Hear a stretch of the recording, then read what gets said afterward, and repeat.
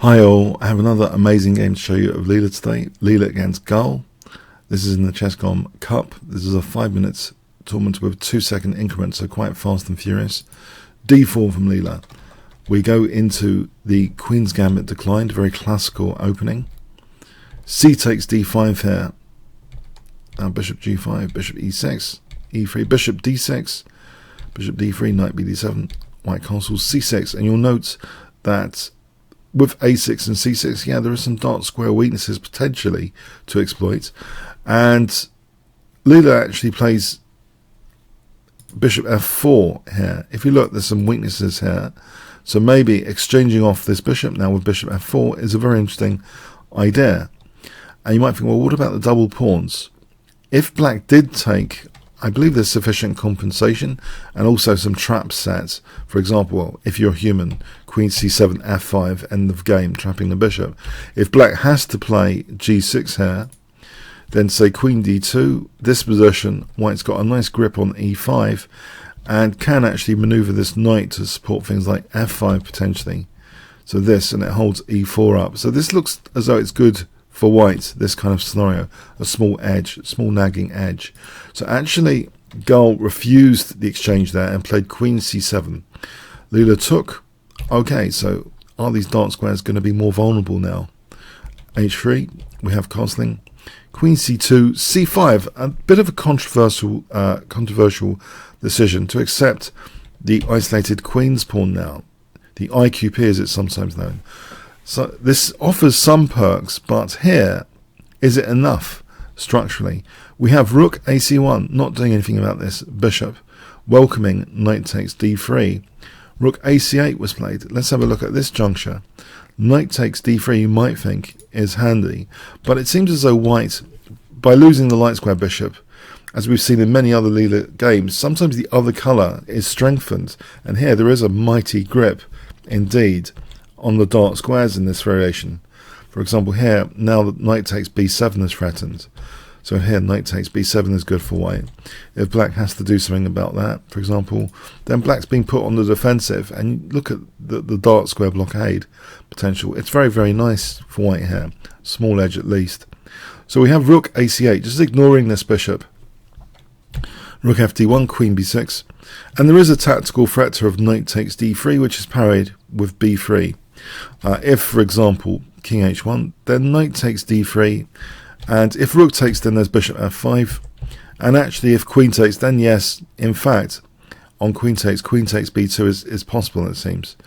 That's annoying. So B3, yes, necessary, it seems.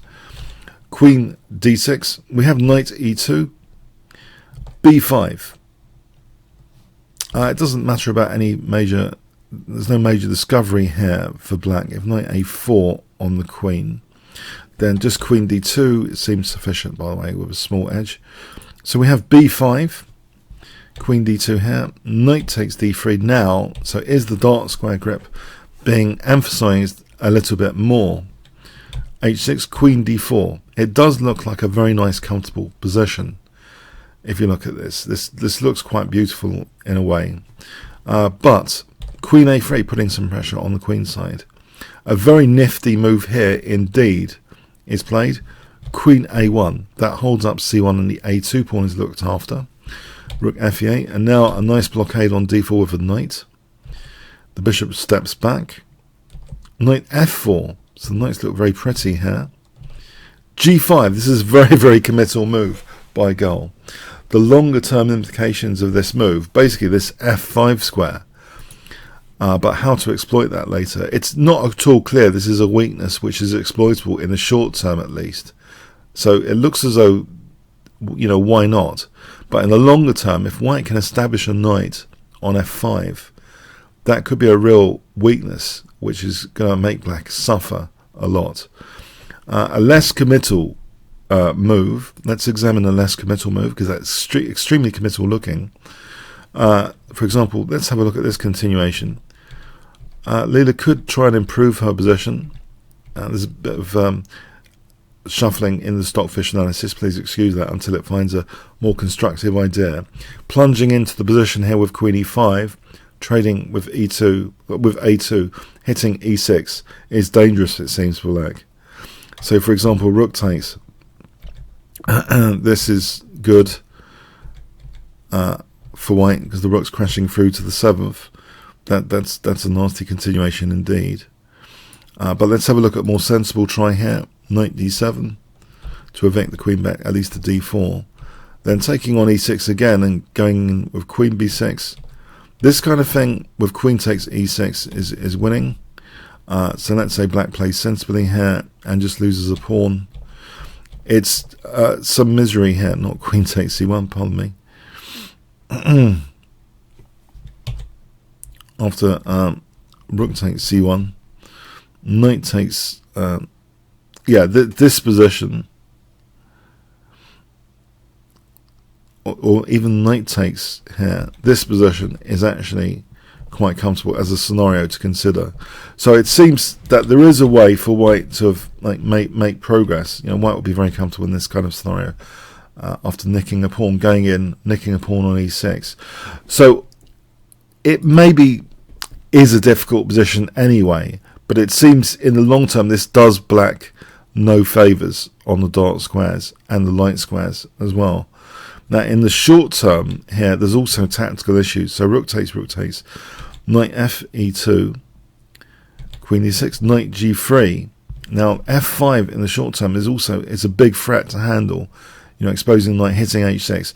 So Queen E5 to say I'm going to exchange off queens now, and I'm guarding F5.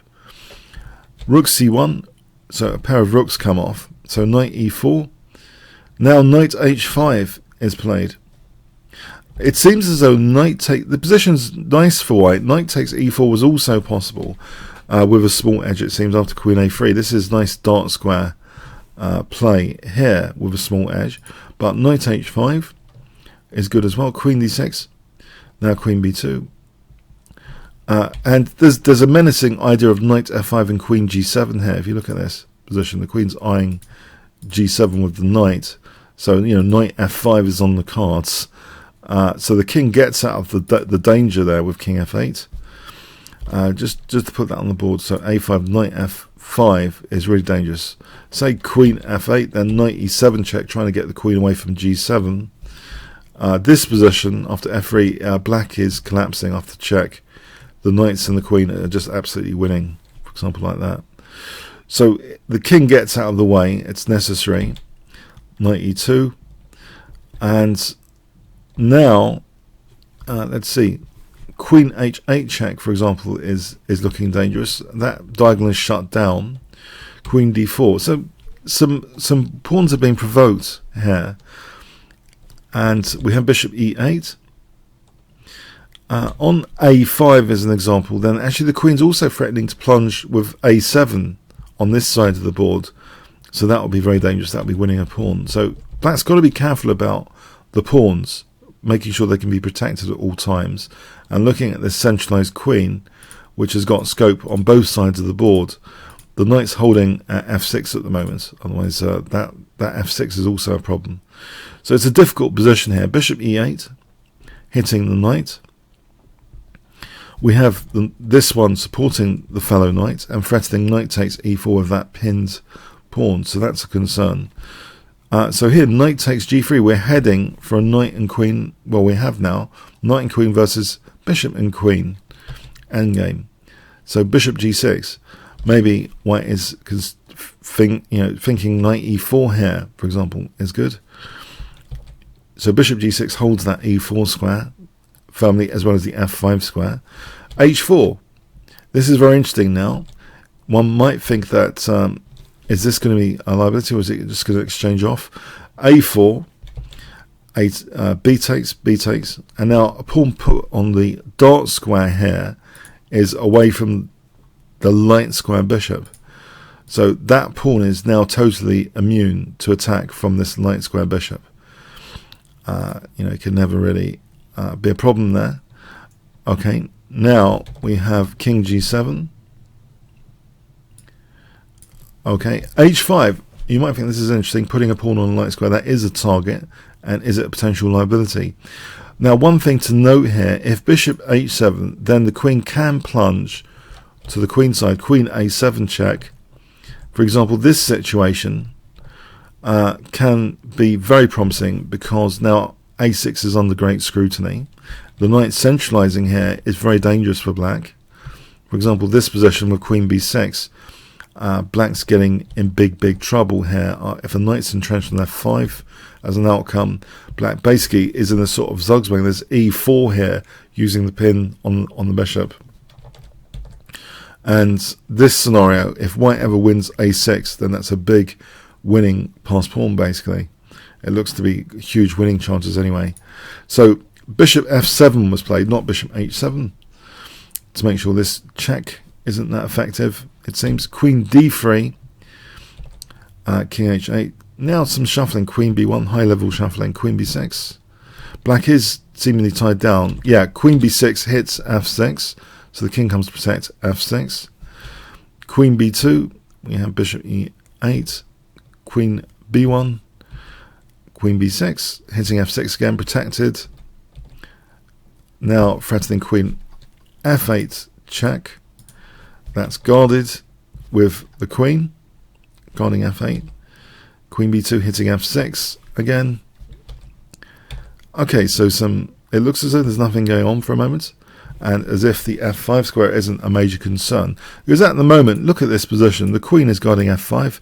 How could a knight ever be entrenched on f5? Is that a theoretical weakness? As we mentioned much earlier on in the game, when black played that very committal g5 move, or is there some aspect of it being exploited here? Now queen f1 looks at a6 here, nifty, but defended. Queen a1. So is there any progress here? Is this just going to be a draw, a virtual fortress or something? King h8, queen b4.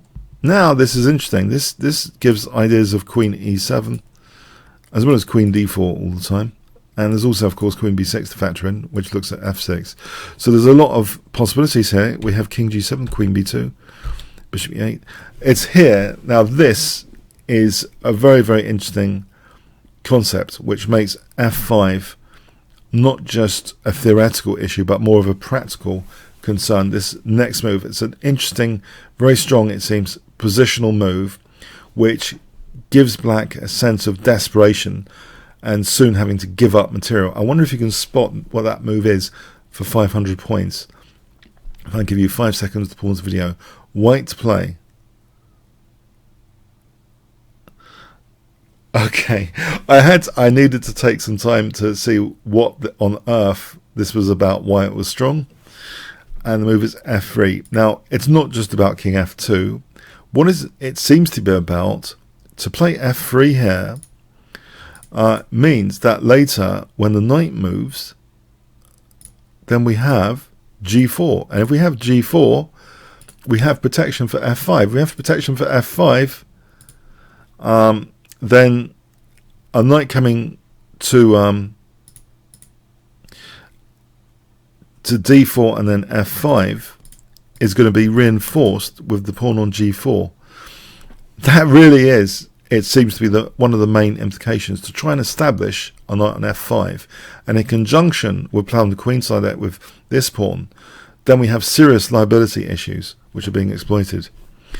If white didn't do f3, say queen b1, then it can just be an endless shuffling exercise. This looks like an even position, for example, but also, yeah, white losing the pawn is just unnecessary stuff. So f3, g4 is played already. That already looks like a panic move. So it seems the whole concept is kind of causing black big concern, and it looks very strange to play g4. You might think, what? This is absurd, because isn't this pawn now a liability on g4? If we have a look at this, why g4 was played, it's interesting. Bishop d7 shows the plan that I was trying to graphically show. For example, queen b1, threatening queen g6. So say that's parried. Then check, and look, we can establish a knight soon, let's say king f2 first though, and even give up h5, because here, yeah, we've got a knight on f5. Now you'll note that the queen can't take the knight because of the pawn, and now hitting f6 and check, for example, and then queen d6, and there's targets all over the place, f6 and a6. So for example, this is a big advantage to white. Once that a6 pawn is taken, it becomes very dangerous indeed for black. So yeah, instead of g4, let's also look at bishop f7. This scenario with the check, and knight d6. This is a tactical scenario. Let's say those pieces get forked, then queen takes a6. Yeah, black's got to always be on the watch out for losing a6. That's a nasty outcome. So anyway, g4, you might think this is really strange. It's a pawn on a light square, the same colour as the bishop. You shouldn't really be doing this sometimes, especially with a knight which is able to exploit both colours here. This is a bit controversial, isn't it? f4. So a lot of white's pawns are now on dark squares away from the light square bishop, except for this one, the h5 one. So bishop f7, keep an eye on h5. King h2, queen e6.